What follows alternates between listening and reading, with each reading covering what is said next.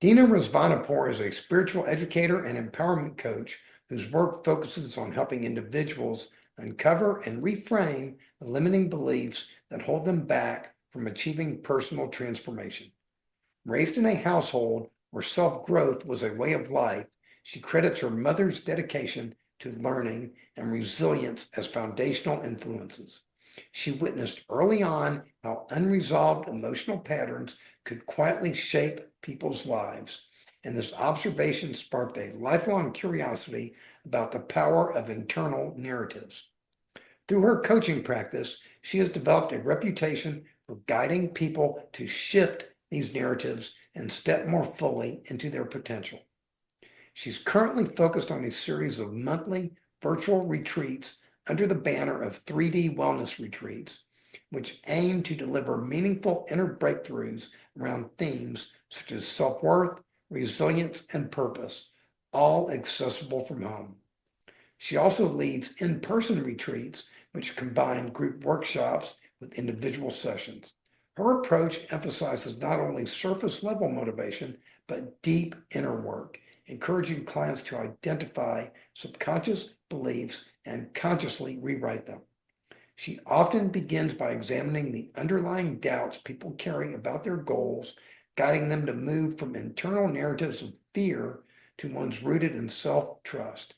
In her view, belief is foundational, shaping whether someone sees solutions or barriers. Dina, how are you doing today? I'm fantastic, Stanley. Thank you for having me. How are you? Super. Can you take a couple of minutes, give people your background? Tell me how you got into this type of work. Sure. So I grew up in a very spiritual household. I was raised as a Baha'i, which is a religion based on peace, love, and unity. And growing up, my mom has always been passionate about bettering herself. She was doing Tony Robbins, in the 80s and just always working on herself. And so I was brought up with that excitement of learning more and bettering myself.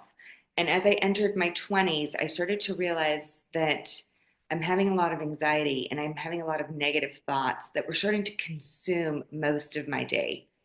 And I realized it's not furthering me in my life in a positive direction. So I set out on this journey to better myself. And I started to work with therapists and experts, and took I went to so many different things all over the world. Actually, I traveled to work on my mental health because I know how important it is, and it affects every aspect of your life, from relationships to work to just your own betterment. So, through all of that, I took all the knowledge that I've learned over the years and created the 3D wellness retreats in 2018. And that's where we're at now, 7 years in. Thank you. I'm glad that's a good story. And I love when somebody grows up in an environment like that. Mhm. Really very helpful. You talk about how belief is foundational.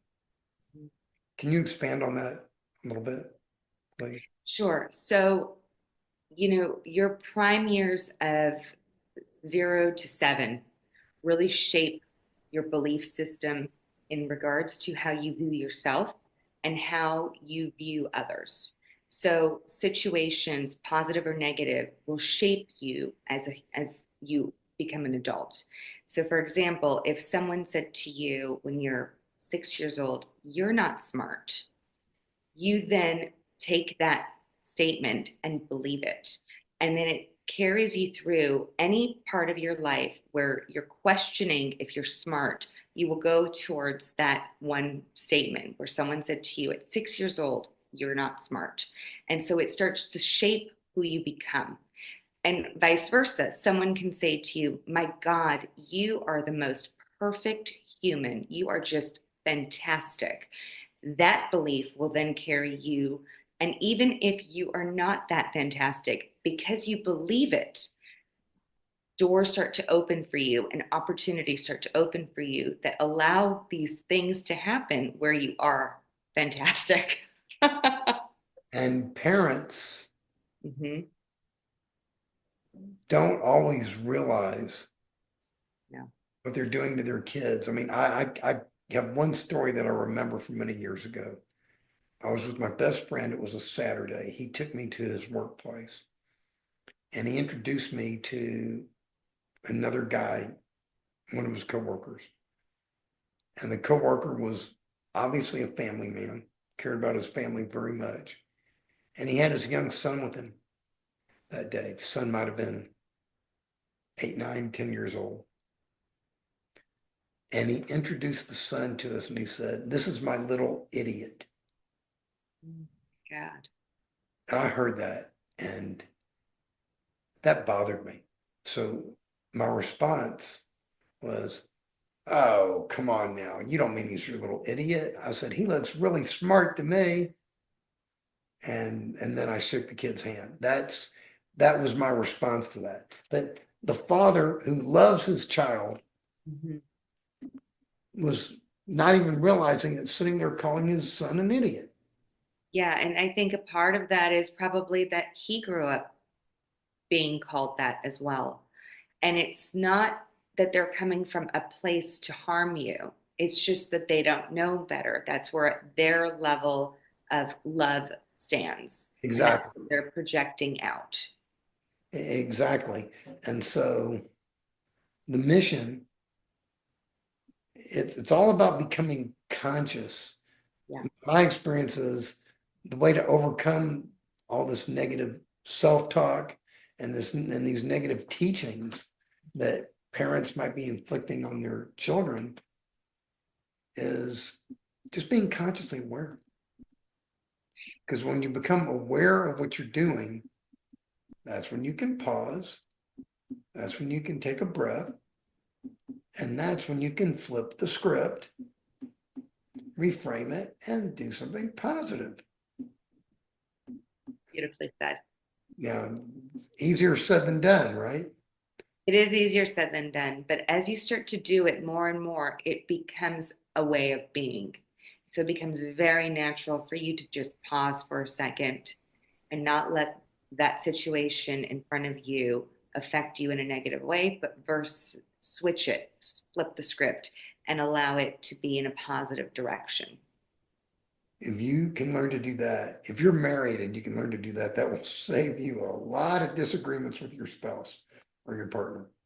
Yes, but you know what? We are here to learn as humans, right? So this is a journey to evolve as a better person. And if you learn that, then what's the point? You know, you got to keep on wanting to learn. You got to keep on wanting to do better and be better. Yes, absolutely. But as you get better, it gives you the opportunity to help others True. learn to be Yes. better. Yeah. So your work's never done, No, never. but the world hasn't become perfect yet, and it quite probably never will. So that's you know, perfectionism is not the way to go. And the way to go is just try to be good, try to be excellent. Realize good Your enough. best self, Yeah, you know, and people will mirror that back at you. exactly.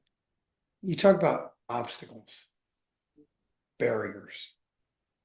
Um, how do you help people identify their obstacles and barriers and figure out ways to deal with them?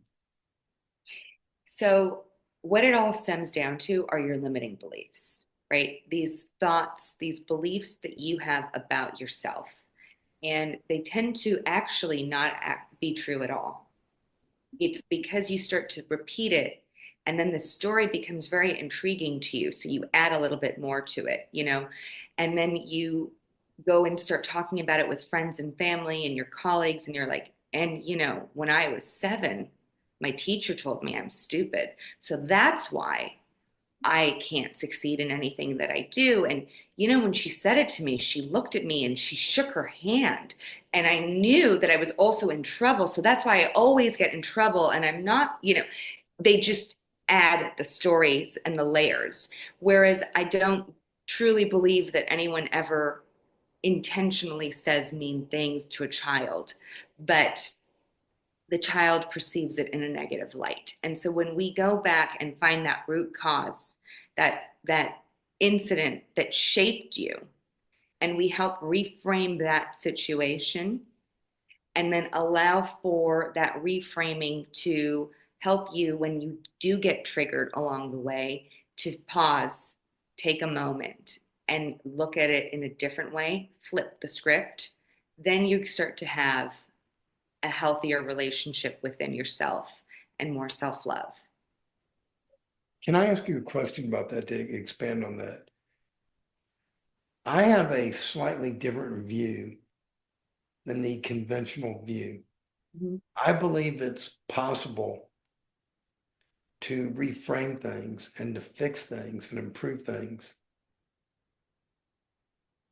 before you may have found the root cause. Yeah, you can. You definitely can.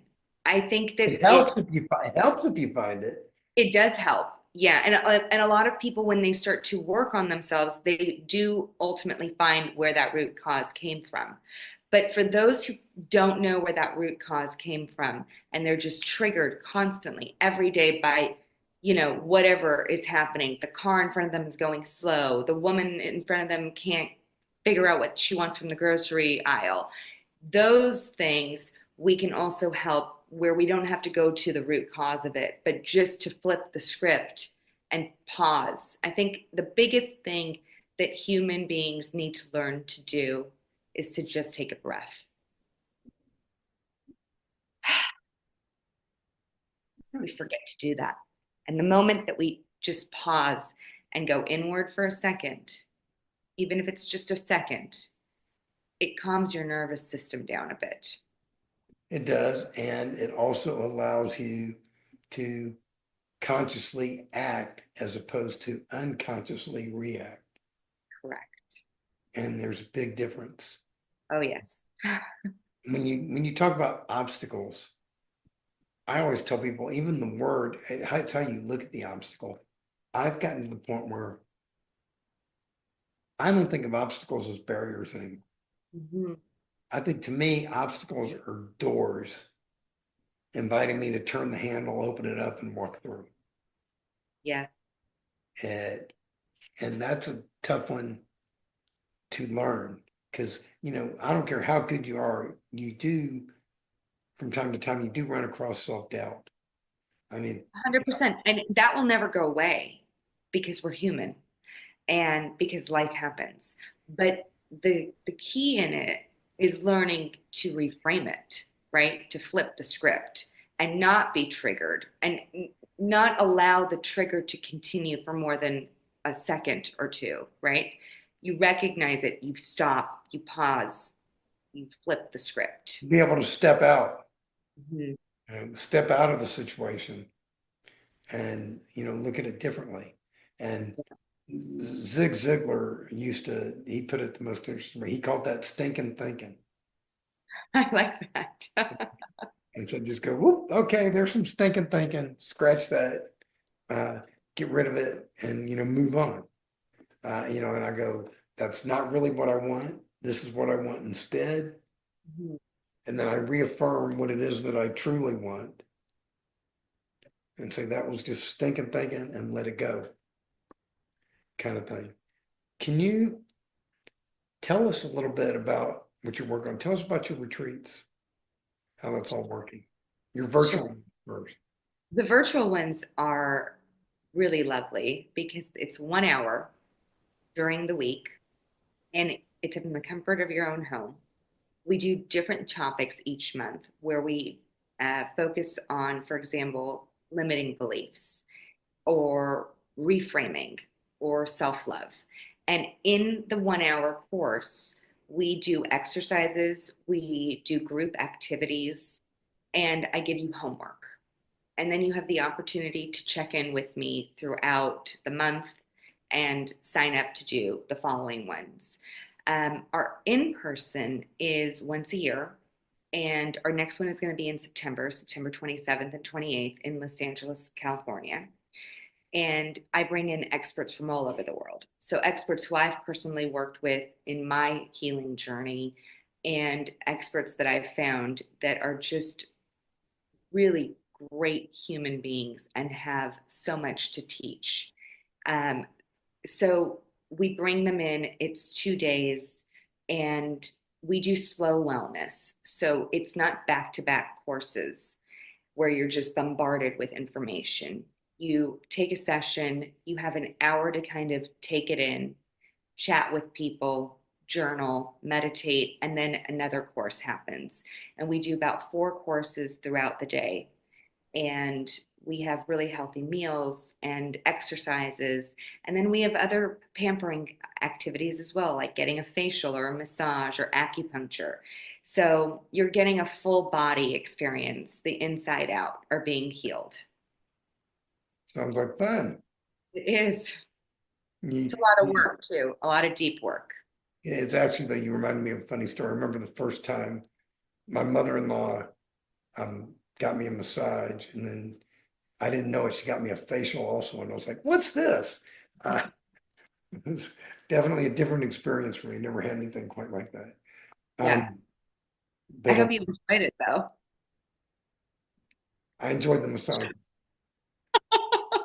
How, how about that? Yeah. So, if somebody wanted to embark on a journey of losing weight Mhm. and